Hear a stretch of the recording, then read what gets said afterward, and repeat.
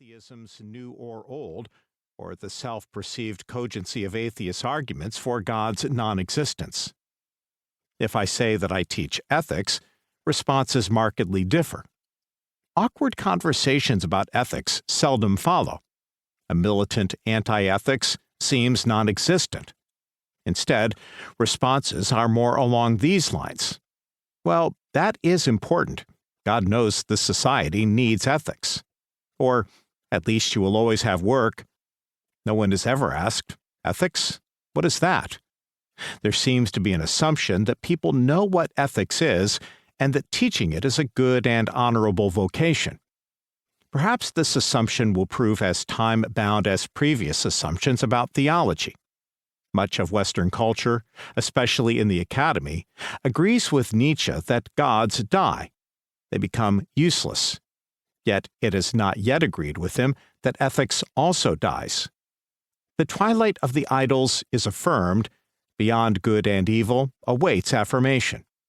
Nietzsche predicted this when he proclaimed, "Those who reject God cling all the more firmly to ethics." He did not mean it as a compliment. Perhaps a next stage in Western culture will produce a militant anti-ethics, and one day soon, people will respond to my answer that I teach ethics as some do when I say that I teach theology. But that day has not yet arrived, and I am skeptical that it will. The pursuit of goodness is too baked into what it means to be human. As someone who teaches moral theology, when pressed to explain what I do, I find it unsatisfying to answer either that I teach ethics or that I teach theology. It is safer at the moment to say I teach ethics, but this is at most a partial answer. It is riskier to say I teach theology, but this leaves out the important place ethics has in moral theology.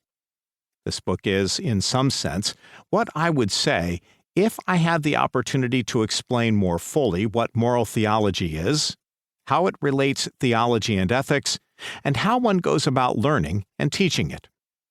What theology brings to ethics is an understanding of the moral life as a gift that seeks to participate in divine perfection. The gift character of ethics is found in the central role of the theological virtues of faith, hope, and love. They recalibrate the discipline of ethics. Charity gives form to all other virtues through its infusion by the Holy Spirit, yet this is to get ahead of the conversation. What theology brings to ethics first requires considering what ethics is. Like all modern academic disciplines, ethics justifies itself in the university by having a distinct domain to which properly trained professionals bring their expertise. A major contention of this work is that approaching ethics from this perspective makes it difficult to teach or learn it well. In fact, I am less convinced that I know what I am doing when I teach ethics than when I teach theology. That teaching or learning ethics is more difficult to discern than teaching or learning theology may surprise. Theology's role in the modern university frequently gets questioned. Many scholars think that it has little to no purpose, except for the possibility of the kind of training that occurs in professional schools, such as seminaries. Conversely, ethics' role in the modern university is seldom questioned. There is broad agreement that it should be taught across the curriculum.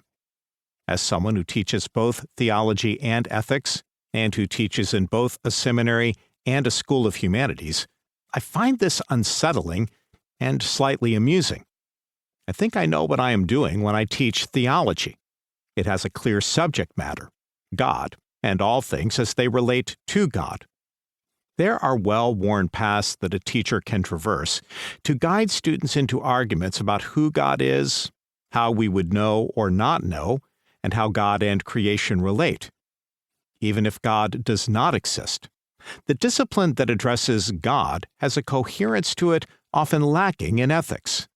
If this is true, how does one go about teaching or learning ethics?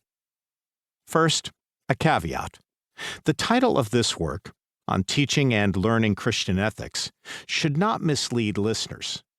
This book is not on pedagogy, but on something more basic. Before learning